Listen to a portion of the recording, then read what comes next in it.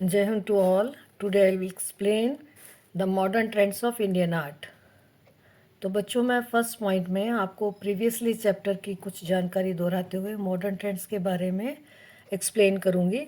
पिछले चैप्टर्स में हमने पढ़ा था कि बंगाल स्कूल के बहुत सारे आर्टिस्ट जिन्होंने जो है एग्जीबिशंस वगैरह लगाई और रेनेसां में उन्होंने बहुत महत्वपूर्ण योगदान दिया। ये वही आर्टिस्ट हैं बेटा जिन्होंने आगे आकर के मॉडर्न ट्रेंड्स जो है इंडियन आर्ट के बारे में हमको आगे बहुत कुछ जो है करने के लिए हमारे आर्ट को आगे बढ़ाया। सो मैं स्टार्ट करती हूँ modern trends in Indian art. जैसे कि आपको पता है कि मॉडर्न इंडियन आर्ट में हमारे नई नई टेक्निक्स वगैरह स्टार्ट हुई और इसके इंट्रोडक्शन में हम बताते हैं कि introduction to modern and contemporary art.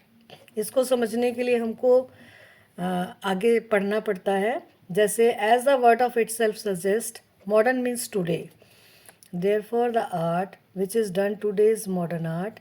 It is a art that no longer follows the traditional styles and values and particularly refers to the art that was created between the late 19th century and the late 20th centuries. Another terms which is also used in the same context, contemporary art, which broadly includes all artists and groups living or occurring at the same time around the world. सो बच्चों, जैसा कि हमें शब्द से ही पता चलता है कि आधुनिक का अर्थ आज, जो आर्ट आज भी की जाती है वो आधुनिक आर्ट है। ये वो आर्ट है जो ट्रेडिशनल आर्ट और उसकी वैल्यू का पालन फॉलो नहीं करती, इसलिए स्पेशली इस आर्ट को फॉलो करती है जो 19th सेंचुरी के लास्ट में और 20th सेंचुरी के लास्ट तक बनाई गई थी। एक वर्ड जो इसमें बेटा यूज़ किया जाता है वो कॉन्टेम्प्ररी आर्ट है। आप जानते हो कॉन्टेम्प्ररी आर्ट जिसे मोटे तौर पर वर्ल्ड में एक ही समय में रहने वाले या होने वाले सभी आर्टिस्ट और उनके ग्रुप को शामिल किया गया। अब आता है बेटा कि आर्ट्स का जब हम अध्ययन करते हैं तो आमतौर पर हम क्या पढ़ते हैं बेटा, पेंटिंग्स के बारे में या स्कल्पचर्स के बारे में पढ़ते हैं और ग्राफिक्स के बारे में, जैसे कि हमारे आर्ट के सिलेबस में या करिकुलम में हमें पढ़ने को मिलता है, उसका हम पूरा फॉलो करते हैं। ग्राफिक्स जो था अन्य दोनों की जो तुलना में ये एक न्यू डेवलपमेंट था बेटा, नया विकास था। तो सबसे पहले 19th सेंचुरी में फ़ोटोग्राफी में जो आविष्कार किया उसमें विजुअल आर्ट को काफ़ी जो है ना इम्प्रेस किया। जैसे 21 सेंचुरी में कंप्यूटर में यदि हम एंटर किया तो इसके क्षेत्र के अंदर जो है, जब कंप्यूटर में हमने किसी भी चीज़ को एंट्री किया तो उसमें क्रिएटिविटी के विकल्प के कई गुना जो है ना विकल्प बढ़ गए। और अब आर्टिस्ट लोगों ने क्या किया बेटा, स्लोली स्लोली सॉलिड से सॉलिड तक आर्ट को जो है ना इसमें प्रोग्रेस किया। फिर एक ही बटन के क्लिक से, मतलब कि जैसे कि हम लोग बेटा पेंटिंग बनाते हैं समय लगता है, लेकिन क्या है इन्वेंशन हुआ जब कंप्यूटर का, तो एक ही क्लिक से यदि हमने उसमें कुछ भी पिक्चर्स डाला या जो भी कुछ किया हमने, वो तुरंत ही जो है कैमरे ने उसको कैप्चर किया और उसके बाद में उसके अंदर जो है उन्होंने कई क्रिएशंस के बारे में आगे जो है ना उन्होंने बढ़ाया। तो आर्टिस्ट ने अपनी जो है खुशी के लिए और अपने प्रोग्रेस के लिए इस आर्ट को उन्होंने आगे बढ़ाया और उन्होंने दूसरों की पसंद की बिल्कुल भी और इच्छाओं की परवाह नहीं की। जैसे कि बेटा मिनिएचर पेंटिंग में हम देखते हैं कि मिनिएचर पेंटिंग में हमें पहले किंग्स वगैरह होते थे, उन्होंने एक स्टाइल से काम कराया है ना। इस तरीके से इन्होंने इस चीज़ की परवाह ना करते हुए अपने नए तरीके से जो है इन्होंने दूसरों की इच्छाओं को बिल्कुल भी नहीं ध्यान में रखा और खुद की कल्पना से जो है ना इन्होंने अपनी नई वस्तुओं को एक नया रूप दिया। और इसमें कोई भी जैसे शैलीबद्ध जो है ना इस तरीके का कोई भी कार्य इन्होंने जो है ना आध्यात्मिक या कोई भी सार जो था उस तरीके से उन्होंने अपना काम शुरू किया। अब आता है वेस्टर्न में जो है पूरा मॉडर्न आर्ट का प्रभाव। उन्होंने इसमें जो है ना इंडिया में आंदोलन के बाद में इस पैटर्न को फॉलो किया और दुनिया में जो नवीनतम विकास के लिए जो भी किया उसमें जैसे फॉवेज़्म, रियलिज्म, दैट मीन्स कि प्रभाववाद, उत्तर प्रभाववाद। अब ये उत्तर प्रभाववाद वगैरह क्या चीज़ था बेटा? सबसे पहले था कि रियलिज्म, मतलब कि हमारे यहाँ पर मिनिएचर पेंटिंग सिंपल बनाई जाती थी, लेकिन इसके बाद में उन्होंने जिस तरीके से व्यक्ति सामने दिखाई देता है उसको उस तरीके से, हमने आपको बंगाली स्कूल में बताया था कि राजा रवि वर्मा के समय में उन्होंने पूरा रियलिस्टिक फॉर्म पर काम किया था। तो ये उनके आर्ट्स के नाम हैं बेटा। फॉविज्म है, पॉपिज्म है ना, और इसके बाद में पॉप अप आर्ट है, रियलिज्म है। तो टोटली जो है नॉन फिगरेटिव और एब्स्ट्रैक्ट आर्ट जो है ना, इस लेवल तक उन्होंने बनाया। और उसके बाद में उन्होंने कोई भी अलंकारिक रूप में जो है ना काम नहीं किया। इस तरीके से जो है नॉन फिगरेटिव आर्ट्स बनना शुरू हुए बेटा। और वेस्टर्न इन्फ्लुएंस जो है, जिसमें क्यूबिज्म, एब्स्ट्रैक्शन और वैरायटी, इस तरीके के काम जो है उसको हमको आइडेंटिटी के साथ में हमको देखने को मिले। तो बच्चों, अभी जब हमने ये वाली चीज़ें पढ़ी कि हमारा जो है धीरे धीरे धीरे धीरे जो है ना, उन्होंने खुद ही अपने अपने स्वयं के कल्पना के अनुसार उन्होंने जो है ना आर्ट्स वगैरह को बनाया। और आधुनिक काल की शुरुआत जो है ना, उन्होंने उसका पूरा ही पेंटिंग्स को जो है बेटा उन्होंने अनुसरण किया। तो पश्चिमी काल के समय में जो हमारा वेस्टर्न आर्ट का था, स्वतंत्रता के बाद में आंदोलन के रूप में उसी पैटर्न का जो है ना उन्होंने कॉपी किया। और धीरे धीरे पॉप अप आर्ट, है ना, और इसके बाद में उन्होंने सीखने की भी कोशिश की, जिसमें हमारे जो इंडियन की जो संस्कृति थी, लगभग हर प्रतिष्ठित जो आर्टिस्ट थे उन्होंने उन्होंने शुरुआत की किसी न किसी प्रकार से, जो है वो अलंकारिक रूप से ये कला स्टार्ट हुई। और इसके अंदर क्यूबिज्म और अलग अलग तरीके की चीज़ों का इन्होंने देखा। प्रमुख आधुनिक जो रुझान था बेटा उन लोगों का, इसमें अंग्रेज़ों के अधीन लाहौर, बॉम्बे जैसे प्रमुख शहरों में बहुत सारे आर्ट के जो है ना स्कूल स्टैब्लिश किए गए। 19वीं सेंचुरी के मिडल में और लास्ट में मद्रास और कलकत्ता में उन्होंने और ज़्यादा एकेडमिक को बहुत ज़्यादा बढ़ावा दिया। तो बेटा, इसमें ये दिखाया जाता है कि जो टेक्निक थी उनको उन्होंने अपने आप एक्सप्लेन किया।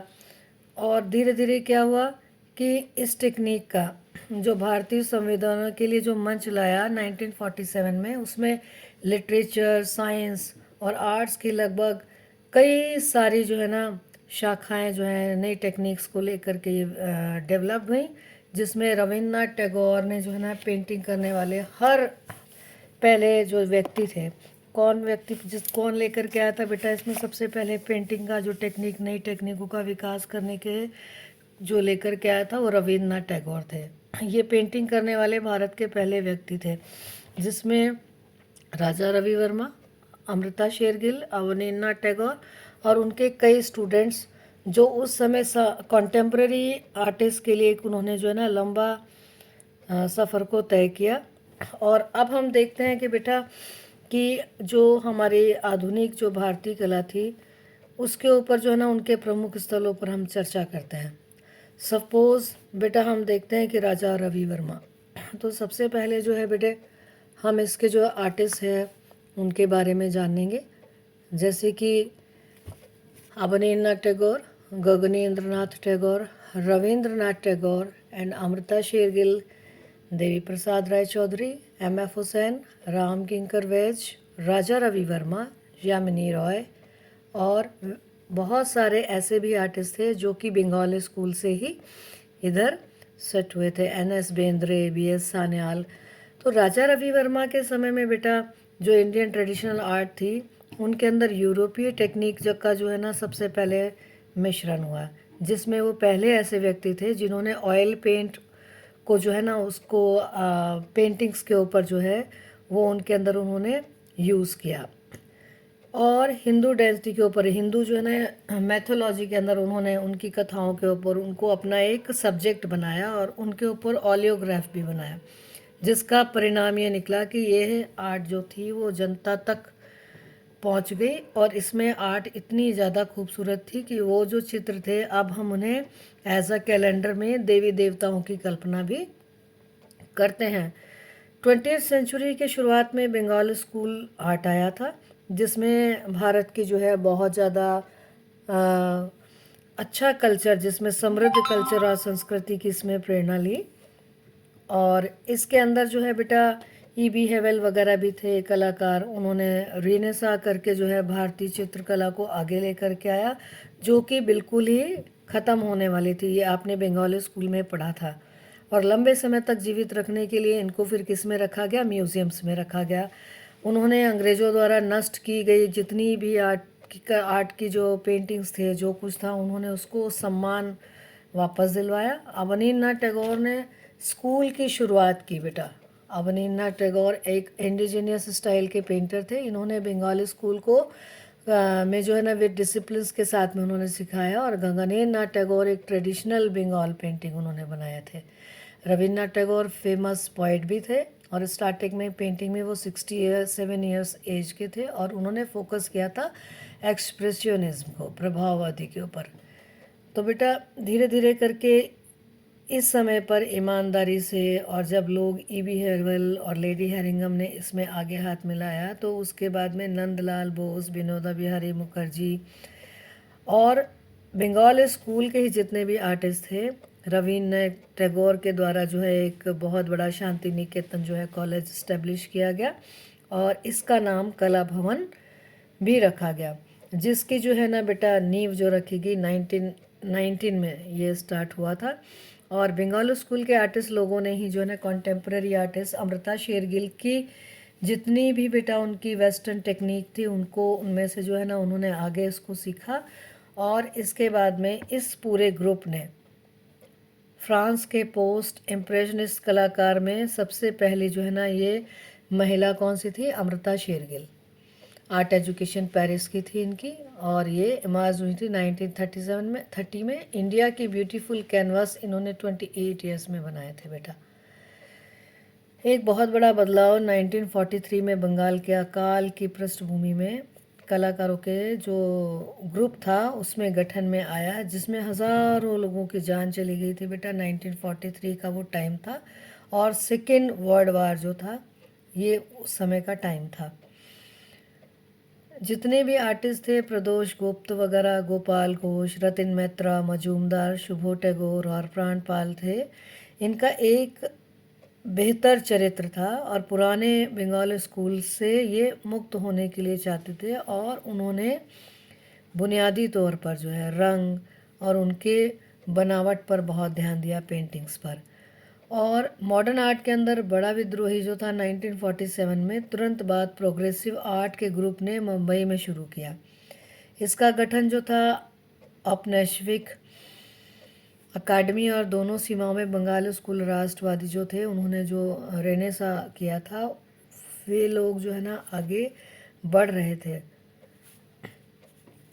इस तरीके से बेटा धीरे धीरे करके 1950 के दशक में इस ग्रुप ने अकबर, पद्मसी, रामकुमार, लक्ष्मण बी तैयब मेहता के और जहांगीर सभावाला, सतीश गुजराल, गाय तोंडे, कृष्ण खन्ना, मोहन सामंत वगैरह ये सारे लोग बेटे आगे थे।